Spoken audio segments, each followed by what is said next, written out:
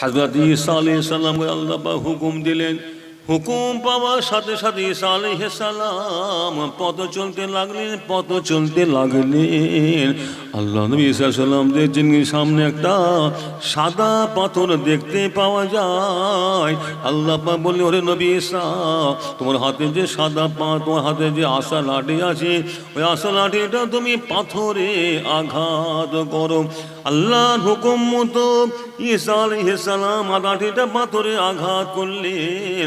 আঘাত করার সঙ্গে সঙ্গে পাথরটা দুটুকরা হইয়া যায়। যখন পাথরটা দুটুকরা হয়ে গেল, এক টুকরা পাথরের ভিতরে হযরত ঈসা আলাইহিস সালাম লক্ষ্য করে দেখছেন আল্লাহর এক বুজুর্গ, আল্লাহর এক বিরুদ্ধ বান্দা ওই পাথরের ভিতরে বসে বসে আল্লাহর ইবাদত বান্দেগি করেছেন। বলুন সকলে সুবহান। ঈসা নবী দেখলেন, অবাক হয়ে দেখছেন।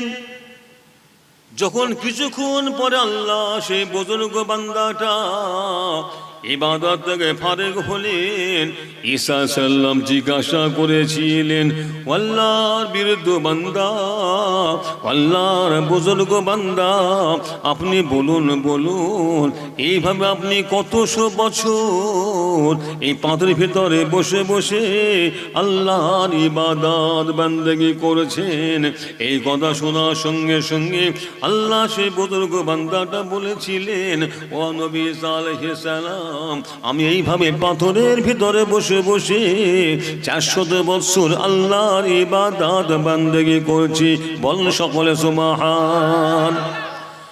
আর একটা প্রশ্ন করেছিলেন ঈসা আলাইহিস সালাম, আর একটা প্রশ্ন করলেন, আল্লাহর বুজুর্গ বান্দা, আমি দেখতে পাই আমাকে আল্লাহ দেখাচ্ছেন, তোমার পাশে একটা ডালিম ফল দেখা যায়, তোমার পাশে একটা আনার ফল দেখা যায়, ডালিম ফল দেখা যায়।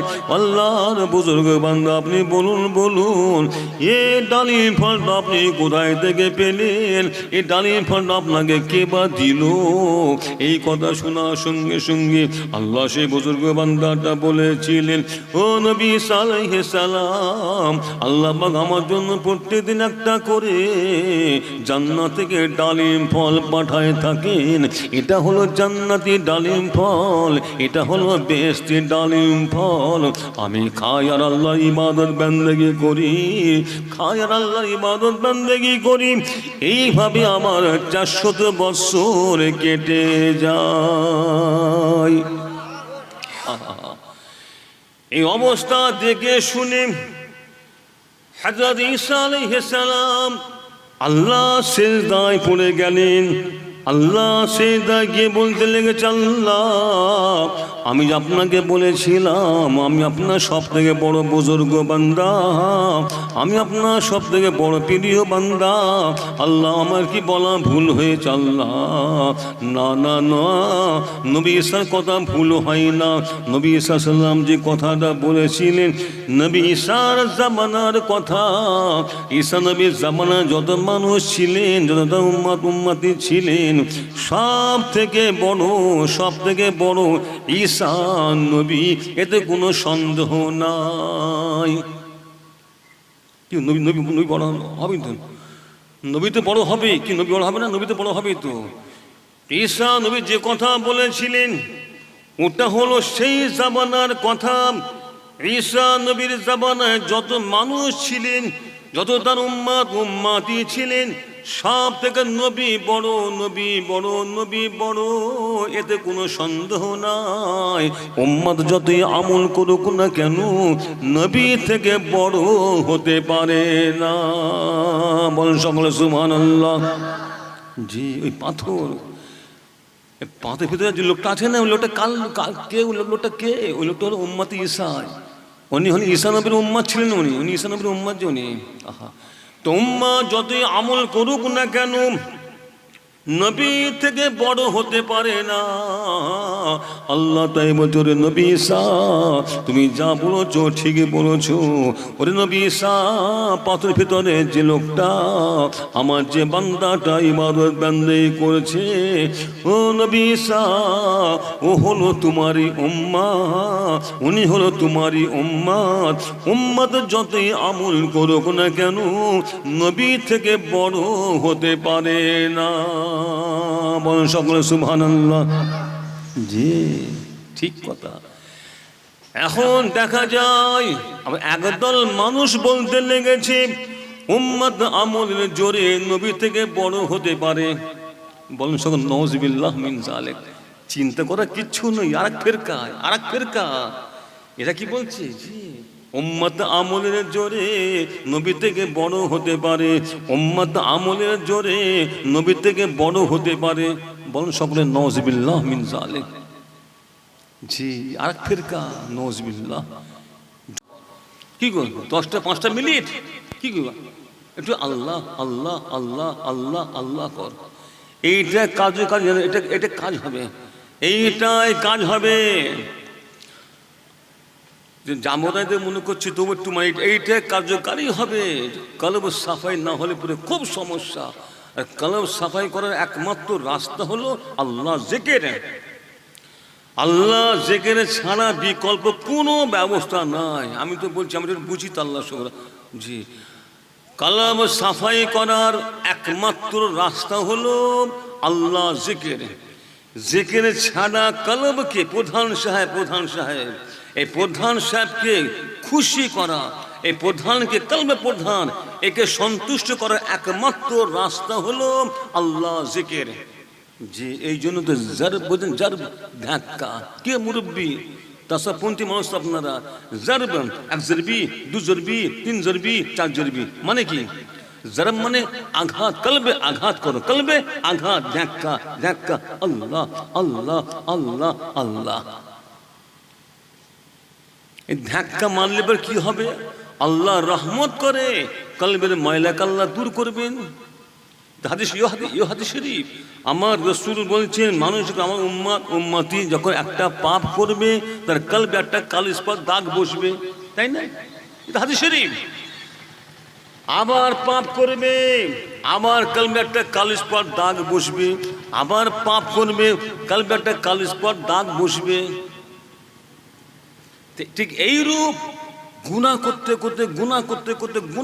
করতে কলবটা কালো আর কালো সিয়া হয়ে যায়। তো এই ময়লা কলব নিয়ে বসে থাকলে হবে না, ময়লা কলব নিয়ে আগানো যাবে না, ময়লা কলব নিয়ে আগানো যাবে না। কলব পরিষ্কার হলে পরে আগানো যাবে। আগা পিছবে না, আগাবে, শুধু আগাবে। ময়লা মরা কলব নিয়ে আগানো যাবে না। সেই জন্য আমাদের কর্তব্য হলো কলবকে আমাদের পরিষ্কার করতে হবে। কলবকে পরিষ্কার না করলে পরে মরা কলবে কোনো কাজ হবে না। আমার রাসূল তাই বলছেন, আমার উম্মতি তোমরা জিকির করো। বেশি বাড়াবো না, একটা সুন্দর রাস্তা বলে ইনশাল্লাহ আমি অন্যদিকে যাবো। আমি চিন্তা করার কিচ্ছু নাই। নবী আমাদের হয়ে কত সুন্দর চিন্তা ভাবনা আমাদের রাসূল নিয়েছেন। একে বলে উম্মতের কান্ডারি, উম্মত দরদি। উম্মতের কান্ডারি, উম্মত দরদি। নবী আমার কি বলছেন? আমার উম্মতি তোমরা শুনে নাও। অন্যান্য বস্তু সাফাই করা যায়, অন্যান্য বস্তু পরিষ্কার করা যায়। যেমন একটা উদাহরণ, কাটারিতে ছুরিতে ছুরাতে বটিতে জাং ধরেছে। ওই ছুরি ছোড়া কাটারির জাংটা সাফাই করার জন্য, পরিষ্কার করার জন্য ভুতা কাটারি, ভুতা ছুরি, ভুতা বটি আমরা কোথায় নিয়ে যাবো গো? হ্যাঁ ঠিক আছে, কামার বাড়ি। হ্যাঁ কামার বাড়ি, ওই কোথায় কামার, কত কামার এক কথা হয়ে গেল। এই কামার বাড়ি যখন আমরা ভুতা ছুরি ছোড়া কাটারি বটিকে নিয়ে কামার বাড়িতে যাব, সেই ব্যক্তি কামার বাড়ি যে ওই ব্যক্তিটা এক গানগানে আগুন জ্বলবে, আগুন তারা জ্বালিয়ে রাখে। আমাদের কাটারি বটি ছুরিতে পেলাম পাওয়ার সঙ্গে সঙ্গে আগুন ভরে দিল। আগুনে ভরে দিল। কিছুক্ষণ পরে দেখা যাচ্ছে আমাদের সেই কাঠের ছোড়া মুড়িটা ও আগুনে পড়ে ও লালে লাল হয়ে গেছে। ও আগুনের সঙ্গে থেকে না ও লাল হয়ে গেছে। কামড়ি করে ধরে ওই ব্যক্তি কামড়ি করে ধরে ছুরি বা বটিটাকে বার করে নিয়ে একটা লোহা রাখা আছে। লোহার উপর রেখে ওই হাতুড়ি ঠকাস ঠকাস ঠকাস করে কয়েকটা হাতুড়ি ঘা মারে। কয়েকটা হাতুড়ি যখন ঘা মারে না, ওই ছুরি ছোড়া বটির গায়ে যা জং ময়লা যা থাকে আর থাকবে না, সব ঝরে পড়ে পরিষ্কার হয়ে যাবে। আমাদের রসুল, আমাদের নবী কেমন নবী, উম্মতের গন্ডারি, উম্মত দরদি নবী আমার। তাই বলছো আমার উম্মত উম্মতের তোরা চিন্তা করিস না, তোরা আমার উম্মতি তোরা চিন্তা করিস না। আমি রসুল সুন্দর হালকা ব্যবস্থা নিয়েছি রে, হালকা ব্যবস্থা নিয়ে আছে। জামাতে, কুর্তাতে, পায়জামাতে, লুঙ্গিতে ময়লা ধরলে পরে ও সাফ কীভাবে সাফ করা হবে? সাবান দিয়ে, সার্ফ দিয়ে, মেডিসিন দিয়ে। জামা কুর্তার লুঙ্গিতে যদি ময়লা ধরে মেডিসিন সাবান সার্ফ দিয়ে পরিষ্কার করা হয়। নবী আমার তাই বলছেন, আরে যদি অন্য বস্তু পরিষ্কার করা যায়, সাফাই করা যায়, তাহলে আমার উম্মতের কলবে ময়লা বসবে, ওটা কেন সাফাই করা যাবে না? ওটা কেন পরিষ্কার করা কেন যাবে না? আমাদের নবী তা আমাদের হয়ে কি মাথা মেরেছেন। নবী আমার তাই বলছেন, অন্য বস্তু যখন সাফাই করা যায় ঠিক তদ্রূপ কলবে ময়লা বসে। একটা পাপ করবে কলবে কালো দাগ বসবে, পাপ করবে কালো দাগ বসবে। কলবে ময়লা বসলে পরে ওই ময়লাটাকে সাফ করা যাবে। কেমন করে সাফ করবো? তোমরা কেমন করে সাফ করবে, কেমন পরিষ্কার কেমন করবে? আমার নবী শিক্ষা দিচ্ছেন, লিকুল্লি শাইইন সিকালাতুন ওয়া সিকালাতুল কুলুব ওয়া যিকরিল্লাহ। উম্মতি তোমরা শুনে নাও, উম্মতি তোমরা শোনো। যেমন নাকি অন্য বস্তু সাফাই করা যায়, পরিষ্কার করা যায়, এটাকে মানে আওয়াজটা আপডাউন মানে আপডাউন আওয়াজ হয় না তো, আপডাউন নয় তো। ওরা আমার উম্মতি যেমন নাকি অন্য বস্তু সাফাই করা যায়, পরিষ্কার করা যায়, ঠিক তদ্রূপ তোমাদের কলবে ময়লা বসেছে, ওই ময়লাকে সাফাই করা যায়। কি দিয়ে তোমার সাফাই করবে? এই কলব প্রধান সাহেব ওর সঙ্গে আল্লাহ জিকির দিয়ে সম্পর্ক রাখতে বলছেন। উম্মতি তোমরা বেশি করে আল্লাহ জিকির করবে। উম্মতি তোমরা বেশি করে আল্লাহ জিকির করবে। আল্লাহ রহমত করে তোমাদের কলবের ময়লাকে আল্লাহ এই জিকিরের ওসিলাতে আল্লাহ কলবের ময়লাকে আল্লাহ সব ধুয়ে পুছ আল্লাহ সব পরিষ্কার করে দেবেন। বলুন সকলে সুবহানাল্লাহ। জি, কত হালকা, একটু আমাদের মাথায় রাখতে হবে। নামাজ বাদে 2-5টা মিনিট একটু আল্লাহ জিকির করবেন। যে দাদাজি রহমতুল্লাহ মুজাদ্দিদ জামান, তিনি বাবারা ওরা ভক্ত মুরিদেরা জিকির করো, ফিকির করো, মুরাকাবা করো, মুশাহাদা করো, তোমার তরিকা সব তোমার আমল করবে। কাদেরিয়া, চিশতিয়া, নকশবন্দ, মুজাদ্দিদিয়া এমনি বলেছেন। তিনি জানেন যে আমার ভক্ত মুরিদদের কলব হলো আসল জায়গা কলব। এই কলবকে ঠিক করতে হবে। কলব পরিষ্কার না করলে পরে সমস্যা আছে। যে এই জন্য আমাদের কর্তব্য নামাজ বাদে 2-5টা মিনিট আল্লাহ জিকির করবেন। দোষী পড়েন আল্লাহুম্মা সাল্লি আলা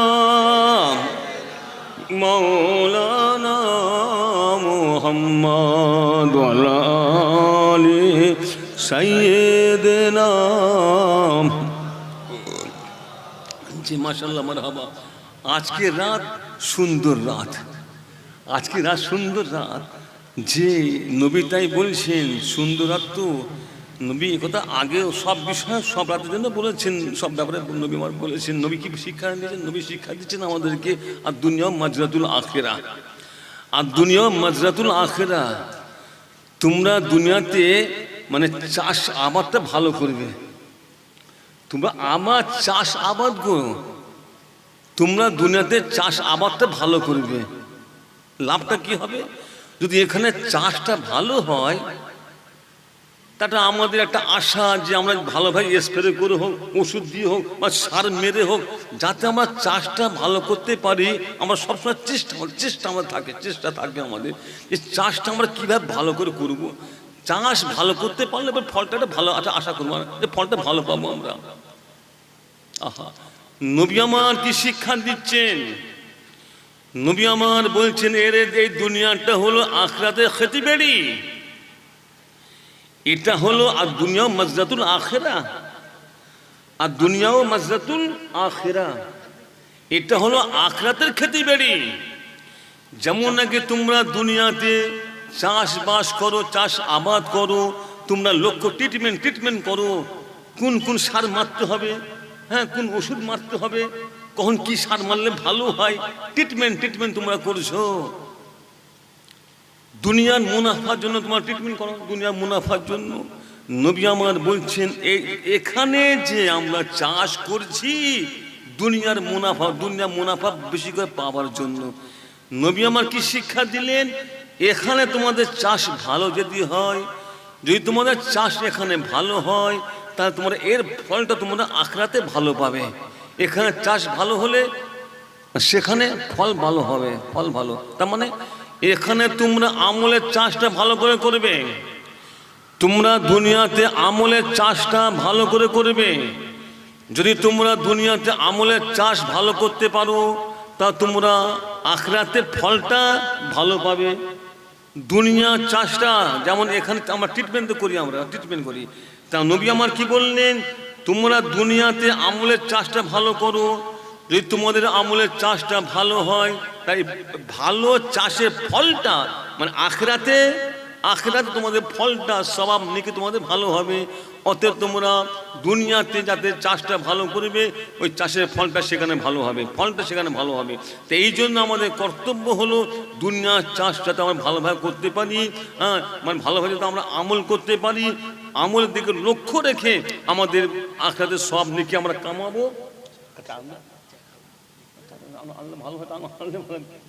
তা এখানে যদি চাষ ভালো হয় সেখানে ফল ভালো হবে, এখানে চাষ ভালো সেখানে ফল ভালো।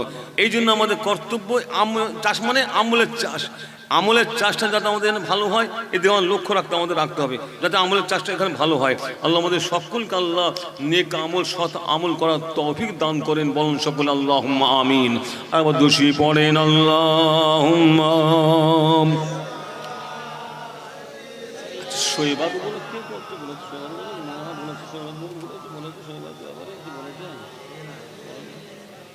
আমি একটু বলবো। নূর আজি নূর এসেছে, মা আমিনার কোলে যেন ফুল ভেসেছে। নূর আজি নূর এসেছে, মা আমিনার কোলে যেন ফুল ভেসেছে। নূর আজি নূরেরই মালা, মা আমিনার কোলে দোলে কামলিওয়ালা। আয় কে দেখবি নূরেরই নবী, সাহারার বুকে যেন গোলাপেরই ফুল। আল্লাহুম্মা সাল্লি আলা সাইয়্যিদিনা ওয়া আলা আলি সাইয়্যিদিনা। বাবাজিরা একটু কাটা ওয়াজ হোক। আল্লাহ আমাদের কত ভালোবাসেন, আল্লাহর বন্ধুর খাতিরে আল্লাহ আমাদের খুব ভালোবাসেন। আল্লাহ চান আমার বন্ধুর উম্মতিরা বেশি করে জান্নাতি হোক। আল্লাহ তিনি চান আমার বন্ধু আমার হাবিবের উম্মতিরা বেশি করে জান্নাতি হোক, এটা আমার আল্লাহর ইচ্ছা। বলুন সকল সুবহানাল্লাহ, জোরে বলুন সুবহানাল্লাহ। যে কেন বলেন, দুনিয়াতে বেশের বাগান কাদেরকে আল্লাহ দিয়েছে? আমাদের জানেন আল্লাহ। দুনিয়াতে বেশের বাগান আল্লাহ আমাদেরকে দিয়েছেন। যে নবী আমার তাই বলছেন, তোমরা বসো কদ গাফিরাল্লাহু লাকুম যুনুবাকুম। উম্মতি তোমরা জিকিরের মাহফিল বেহেশতের বাগানে বসো, আমি রাসূল তোমাদিগকে সুসংবাদ খোঁজ খবরে দিয়ে গেলাম, তোমরা বেহেশতের বাগানে বসবে, আল্লাহ তোমাদের গুনাহকে মাফ করে দেবে। বলুন সকল সুবহানাল্লাহ, জোরে বলুন সুবহানাল্লাহ। তা বেহেশতের বাগানে বসলে গুনাহ মাফ হয়। তা এই যে কথাটা আল্লাহ নবী আল্লাহর হাবিবের খাতিরে আল্লাহ আমাদের কত বড় নিয়ামত দিয়েছেন। যেখানে বসলে গুনাহ মাফ হয়, যে জায়গায় বসলে গুনাহ মাফ হয়, সেখানে আমাদের বসা চিন্তা ভাবনা মাথায় রাখতে হয়। আমার রাসূল তা দেখাইলেন, তোমরা জিকিরের মাহফিলে বসবে, মিলাদুন নবীর মাহফিলে বসবে, জিকিরের মাহফিলে বসবে, আল্লাহ তোমাদের গুনাহকে মাফ করবে। একটু কথা ভেঙে দেওয়া ভালো, সব গুনাহ মাফ হবে না। তার মনে পীরের ছেলে বলেছে যে জিকিরের মাহফিলে বসবে আল্লাহ গুনাহ মাফ করে দেবেন, সারা মাস পাপ করবো আর জিকিরের মাহফিলে গিয়ে বসবো। একটু ভেঙে দিয়ে ভালো। তা মনে করো যে পীরের ছেলে বলেছে যে আল্লাহ জিকিরের মাহফিলে এত বড় নিয়ামত করেছেন, যারা যারা জিকিরের মাহফিলে বসবে আল্লাহ তাদের গুনাহকে মাফ করে দেবে। তা চিন্তা কিসের? সারা মাস পাপ করব আর জিকিরের মাহফিলে গিয়ে বসবো, সারা বছর পাপ করব জিকিরের মাহফিলে গিয়ে বসবো, আল্লাহ গুনাহ মাফ করে দেবে না। খবরদার খবরদার খবরদার, জিকিরের মাহফিলে বসলে গুনাহ মাফ হবেই হবে, কোনো সন্দেহ নয়। সব গুনাহ নয়, সব গুনাহ নয়। জিকিরের মাহফিলে বসলে আমাদের জীবন জিন্দেগির ছোট ছোট গুনাহগুলোকে, গুনাহ সগীরাগুলোকে আল্লাহ পাক এই ছোট ছোট গুনাহগুলোকে এই জিকিরের মাহফিল বেহেশতের বাগানে বসার ওসিলাতে আল্লাহ আমাদের জীবনের ছোট ছোট গুনাহগুলোকে সব ধুয়ে মুছে আল্লাহ মাফ করে দেন। বলুন সকল সুবহানাল্লাহ। তার ছোট ছোট গুনাহ মাফ হবে, বড় গুনাহ কি হবে? বড় গুনাহ কি হবে? বড় গুনাহ যে বড় গুনাহ তো মাফি টানতে হবে। বড় গুনাহগুলো মাফ হবে তাওবার খাতিরে, তাওবার খাতিরে। একটা হাদিস দেখলাম, আজকে দেখলাম, নবী আমার বলছেন, ওরে আয়েশা তোমার কি জানা আছে আজকে কোন রাত? রবিবার খুঁজছেন আপনার, ঘর কাটেন না আপনার? আরে শবে বারাত, শবে বারাত, শবে বারাত, এমন কথা বলছে কত দাম নেই। শবে বারাত, শবে বারাত। ওরে আয়েশা, আয়েশা তোমার কি জানা আছে আজকে রাত শবে বারাতের রাত? আল্লাহর বান্দা বান্দিরা আল্লাহ দরবারে যা চাইবে আল্লাহ তাদের আশাটা আল্লাহ পূর্ণ করবে। যদি ওরে আমরা আয়েশা শুনেলে, যদি আল্লাহ দরবারে আমার উম্মত উম্মতিরা গুনাহ হালিয়ে গুনাহ বুঝা, এমনকি কিতাবে আছে গুনাহ পাহাড় পাহাড় পরিমাণ গুনাহ, 2 শ্রেণী কিংবা 5 শ্রেণী, 2 শ্রেণী কিংবা 5 শ্রেণীর লোক ছাড়া সমস্ত আল্লাহর বান্দা বান্দীদের গুনাহকে আল্লাহ পাক এই শবে বারাতের রাত্রিরে যদি আমরা আল্লাহ দরবারে গুনাহ থেকে মাফ চাই, আল্লাহ রাসূল বলছেন তোমাদের গুনাহ তো মাফ করবেন, এমনকি যদি তোমাদের পাহাড় পাহাড় পরিমাণ গুনাহ থাকে, এই পাহাড় পাহাড় পরিমাণ গুনাহকেও আল্লাহ পাক এই রাত্রির খাতির আল্লাহ মাফ করে দেবেন। বলেন সুবহানাল্লাহ, আল্লাহু আকবার। এই রাতটা কি দামি রাত, এই জন্য তো আল্লাহ বলছি, ওরে নবী ঈসা, ও নবী ঈসা, তোমার উম্মত 400 বছর 400 বছর ইবাদত বন্দেগী করেছে।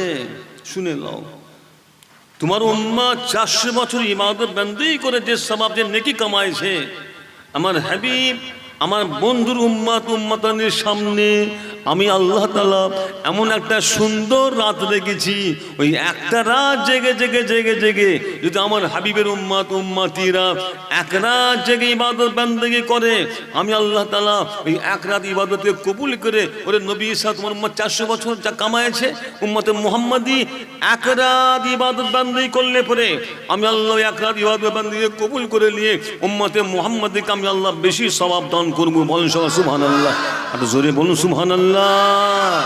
কি বোঝা গেল? উম্মত ঈসা আলাইহিস সালাম 400 বছর, উম্মতে মুহাম্মাদি এক রাত। ও আল্লাহ আমাদের খুব ভালোবাসেন না? আল্লাহ আমাদের খুব ভালোবাসেন, তার মানে কি কষ্ট আল্লাহ বেশি পাওয়াবে, বেশি ভালোবাসা মানে কষ্ট আল্লাহ বেশি দেবে। এত সোজা নয়, হ্যাঁ সব জায়গাতে আরাম খুঁজবো, ভালো বেশি বাসা মানে কি আল্লাহ কষ্ট দেবে আমাদেরকে। দেখেন না কি হচ্ছে দুনিয়ায়, দেখেন না কি কষ্ট আমাদের, কি যে বাবরি মসজিদ ভেঙে গেছে, আমাদের মুসলমানের কলেজা আঘাত দিয়েছে, মুসলমানের কলেজায় আঘাত দিয়েছে। আল্লাহ বিচার করবে, আমাদের এই দোয়া আল্লাহ আপনি বিচার করুন, আপনার বিচার ছাড়া আর কোনো আমরা কোনো আমাদের রাস্তা নেই। আপনার বিচার ছাড়া আমাদের আর কোনো রাস্তা নেই। যে আমরা জানি আবু বকর সিদ্দিকের বংশধর আছে কি নাই? কি গো, আবু বকর সিদ্দিকের বংশধর নাই?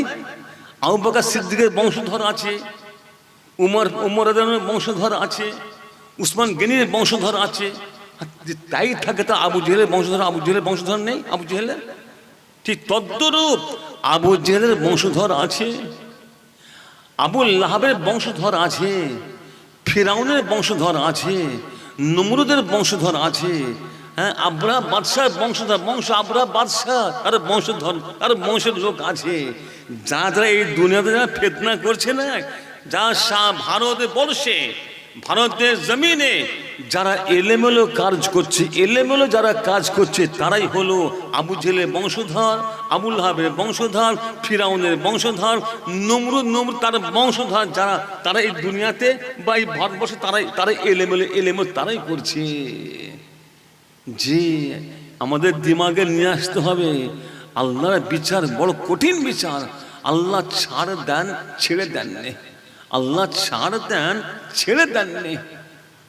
ইতিহাস জ্বলন্ত ইতিহাস। যে ফিরাউন খোদাই দাবি করেছিল, যে ফিরাউন খোদাই দাবি করেছিল, মানে শুধু দাবি, শুধু আনা রব্বুকুমুল আলা, আরে পরজারা আমি তোদের বড় খোদা। বলেন সকল নওয়াজুবিল্লাহ মিন জালিক। ফিরাউন শুধু খোদা বলে খোদা নয়, আমি তোদের বড় খোদা রে, বড় খোদা।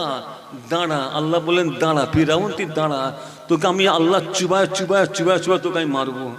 তো আল্লাহ পাক মৌকা পেলেন, নীল নদী ফুরাত নদী, নীল নদীতে, নীল নদী খুব সংসদ করে বলছে, নীল নদীতে আল্লাহ ওই ফিরাউনকে ওই নীল নদীতে আল্লাহ ফেলে নেয়, চুবায় আল্লাহ পাক ফিরাউনকে ধ্বংস করেছিলেন, একেবারে শেষ করেছিলেন।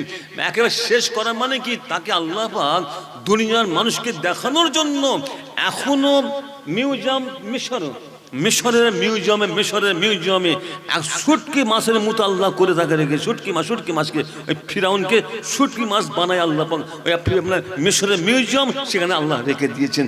দুনিয়ার মানুষ তোমরা দেখো, ওরে দুনিয়ার আমার বান্দা বান্দি তোরা দেখ, ফিরাউন বড় খোদা দাবি করেছিল, আমি আল্লাহ, আমি খোদা, আমার তো বড় দাবি করেছিল, ওকে আমি আল্লাহ শুটকি মাছ করে আমি আল্লাহ ফেলে দেখেছি। দেখ আমরা মিউজিয়াম, মিশর। যে আবরাহা বাদশাহ খানায় কাবা ভাঙতে আসলো, আবরাহা বাদশাহ। এটা আমাদের দিমাগ আমাদের রাখতে হবে। আমরা জানি ইসলাম ধর্ম শ্রেষ্ঠ, আমরা মুসলমান, আমাদের জানি, অবশ্যই জানি।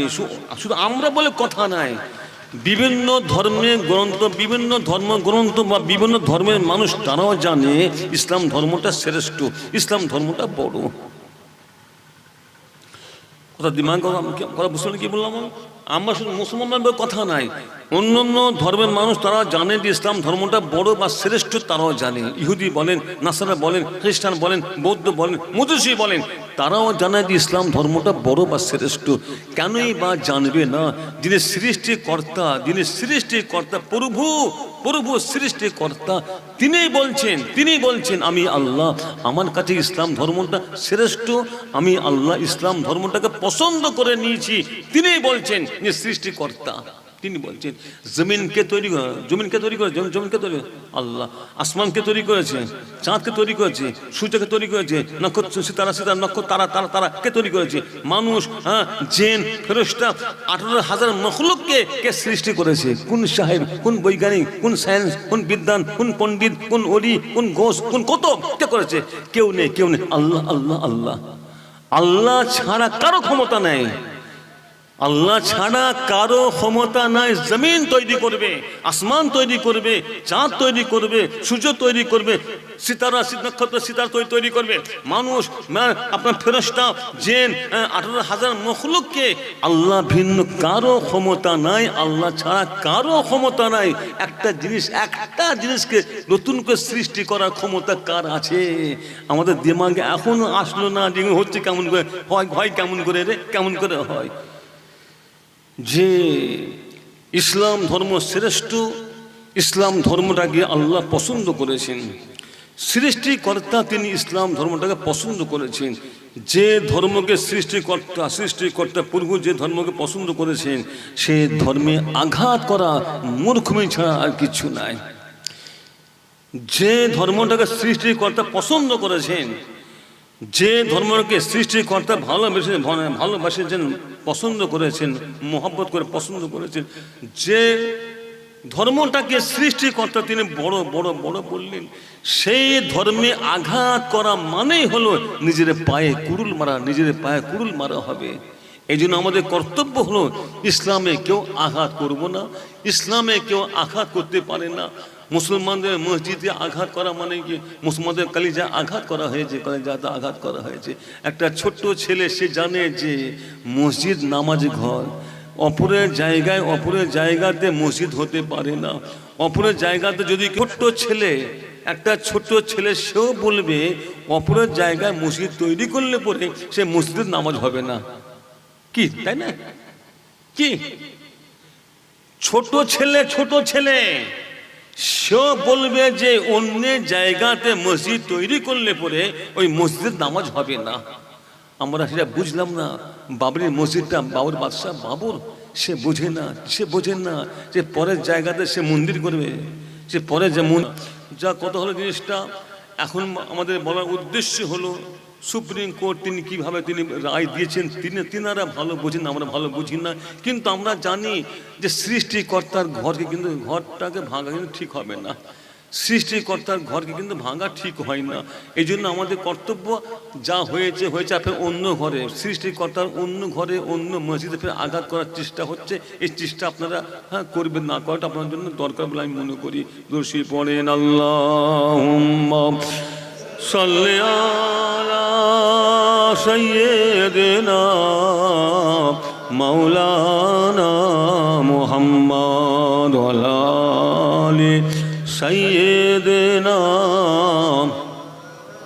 মুহাম্মদ সাল্লাল্লাহু আলাইহি पैगंबरों का रौसाद खादे खुदाया दर मुद्दा से मिला दे खुदाया शराब मोहब्बत पिला दे खुदाया पैगंबरों का रौज़ा दिखा दे खुदाया अल्लाहुम्मा सल्ले अला सय्यिदिना व अला आलि सय्यिदिना। যে কথা বলছিলাম, আজকের রাতটা কি দামি রাত, কি মূল্যবান রাত। এই রাতটা ইবাদত বান্দেগিতে কাটাতে হবে। এই যে ওয়াজ নসিহত, আল্লাহ জিকির, দিন সম্পর্কে আলোচনা আমরা করছি, আপনারা শুনছেন। এটা একটা সবাব নেকির কাজ, এটা বিকার, এটা নেকির কাজ। এই ইবাদতের মধ্যে গণ্য, এটাও ইবাদতের মধ্যে গণ্য, ইবাদতের মধ্যে গণ্য, এটা ইবাদতের মধ্যে গণ্য। জলসা শেষ হয়ে গেলে কিন্তু নামাজ কালাম তাসবিহ একটু পড়বেন। এই রাতটা জেগে আমাদের কাটাতে হবে। বললাম না, শোনেন ঘটনার নাম বললে আপনারা বুঝতে পারবেন না। তারকি ঈসা আলাইহিস সালাম আল্লাহ দরবারে ফরিয়াদ করে বলছে, আল্লাহ পাক, আমি নবী ঈসা আপনার সব থেকে বড় বুজুর্গ বান্দা, আমি আপনার সব থেকে বড় প্রিয় বান্দা। আল্লাহ দরবারে ঈসা নবীর মনের কথা গোপন রইল না। আল্লাহ পাক তিনি দেখছেন আমার নবী ঈসা আমাকে বলতে লেগেছে, এ জামানায় যত মানুষ আছে, যত মানুষ জনগণ আছে, সব থেকে আমি বড়। আল্লাহ দরবারে ঈসা নবীর মনের কথা প্রকাশ হয়ে গেল।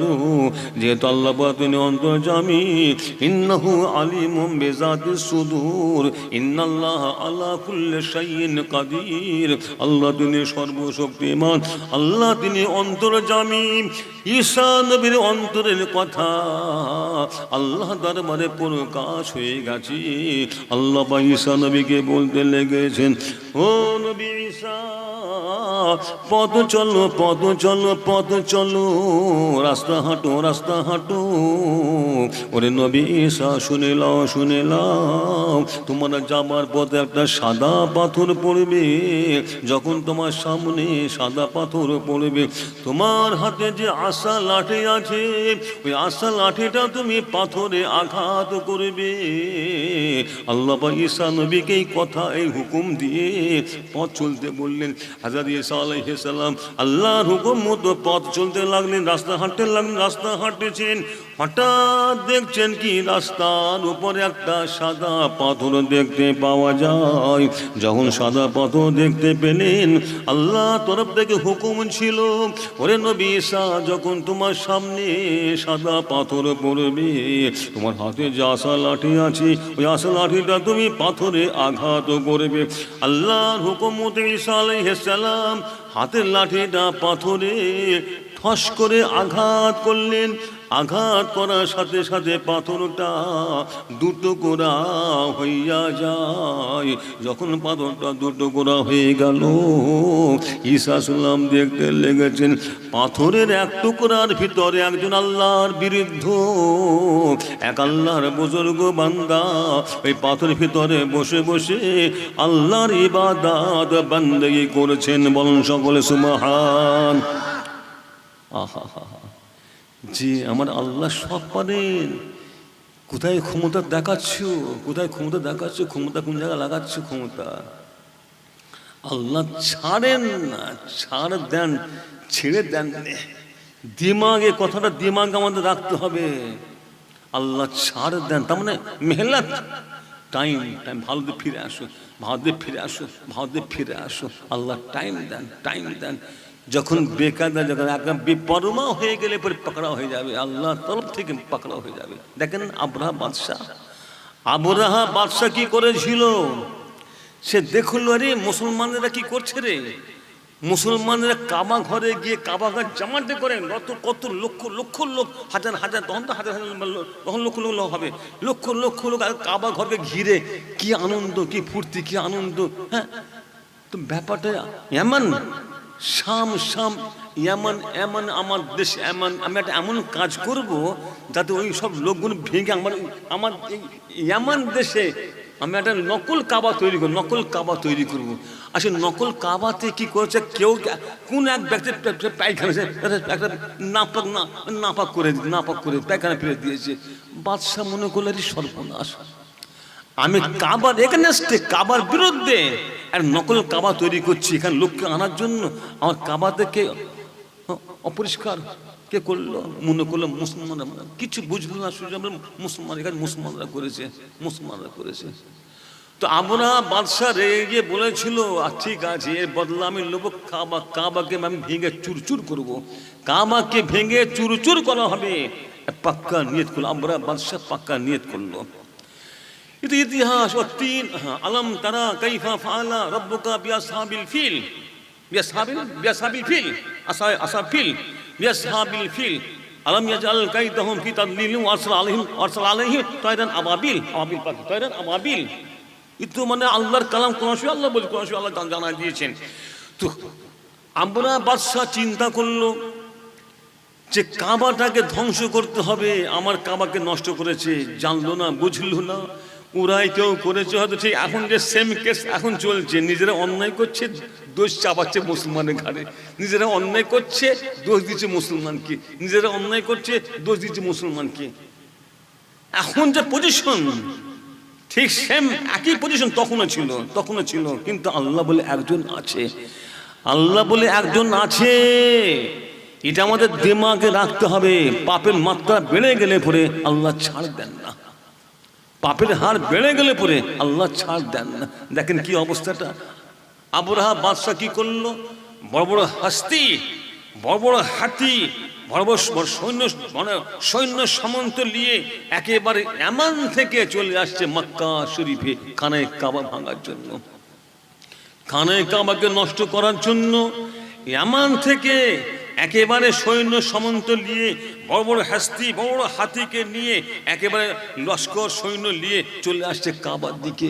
কাবা এসে খানায় কাবাকে ভাঙা হবে। আহা, যখন কাবার কাছাকাছি যখন পৌঁছে গেল, কাবার কাছাকাছি পৌঁছে গিয়ে একটা জায়গায় একটু রেস্ট নেবার জন্য বাদশা একটা জায়গা ঠিক করে রেস্টে নেওয়া হবে।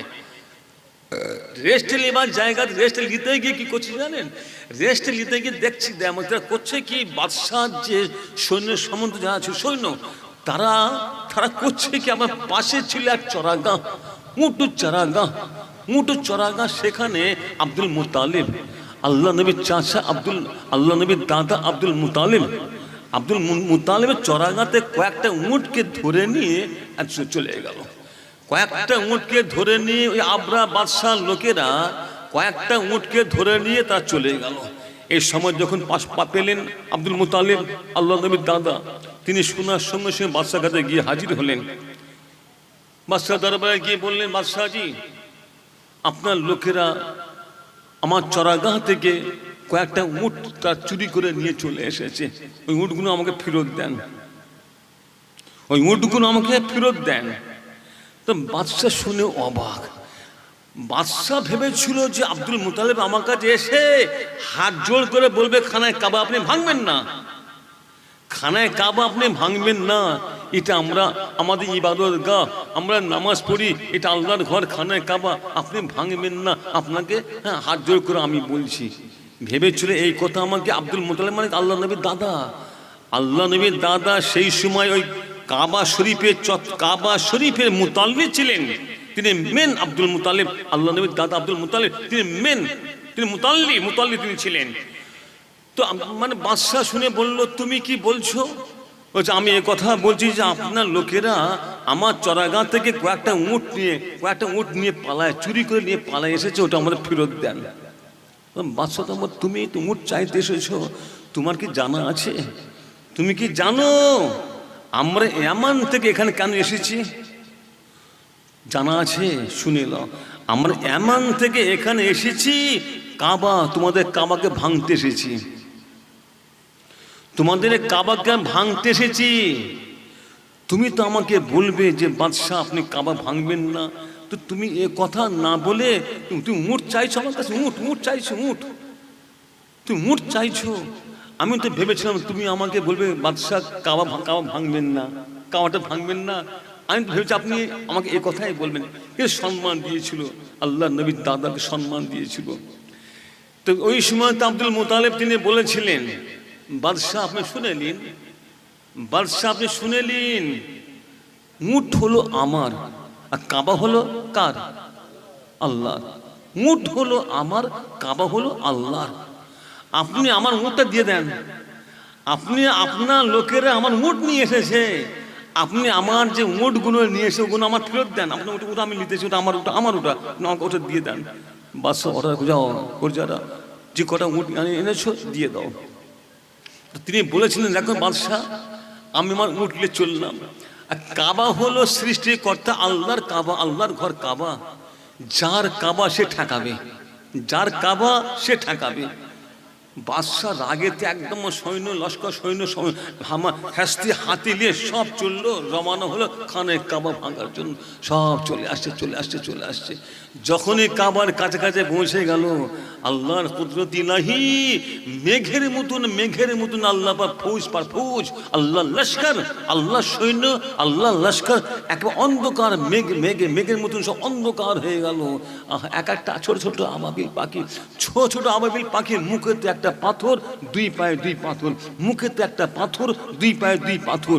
একেবারে একটা পাথর যখন ছাড়ছে না, যখন এই পাথর যখন আসছে, মাথায় পড়ছে, পাছা দিয়ে বেরিয়ে যাচ্ছে, ডান সাইডে পড়ছে, বাম সাইডে বেরিয়ে যাচ্ছে, বাম সাইডে পড়ছে, ডান সাইডে বেরিয়ে যাচ্ছে। ইতিহাস, জ্বলন্ত ইতিহাস। কম বেশি সব ধর্মের মানুষ, আমার মনে হয় কম বেশি তারা জানে, সব ধর্ম তারা সব জানে।